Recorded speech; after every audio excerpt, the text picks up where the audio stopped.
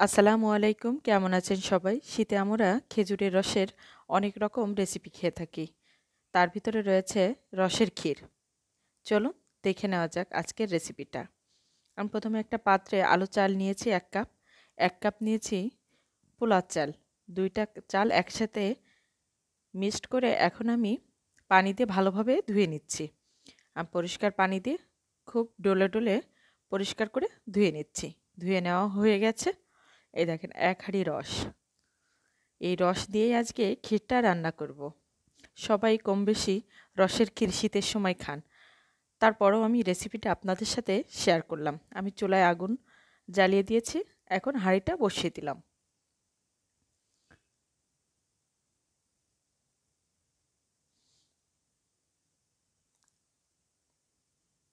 আস্তে, আস্তে রসটা জাল হতে শুরু করেছে।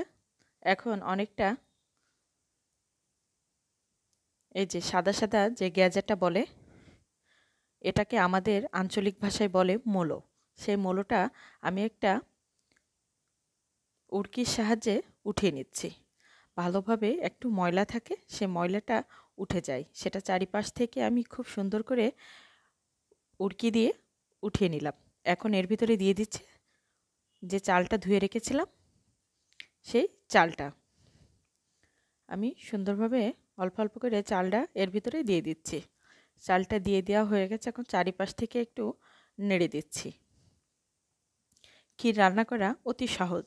তারপরেও আপনাদের সাথে একটু ভালো লাগার জন্য ভিডিওটা শেয়ার করা। এখন অনবরত নাড়তে থাকতে হবে, কারণ এটা উতলায়ে উঠছে, যাতে উতলিয়ে চারিপাশ থেকে না পড়ে যায়।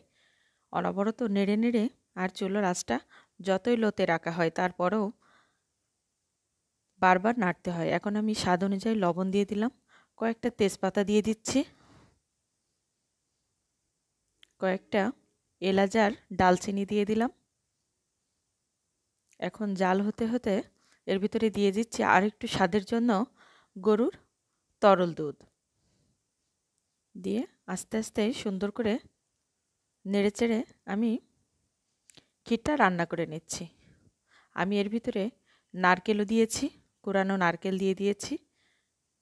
দিয়ে খুব ভালোভাবে খুব আস্তে আস্তে ক্ষীরটা রান্না করে নিচ্ছি। শীতের সময় রসের এই ক্ষীরটা খেতে সবাই কম বেশি ভালোবাসে। আমার ক্ষীরটা রান্না হয়ে গেছে, এখন নামিয়ে নিব। আজকের ভিডিওটা কেমন লাগলো অবশ্যই কমেন্টে জানাবেন। আর যদি ভালো লেগে থাকে শেয়ার করে দিবেন, সবাইকে দেখার সুযোগ করে দিবেন। অবশ্যই আপনার মতামত কমেন্টে জানাবেন কিন্তু। আল্লাহ হাফেজ।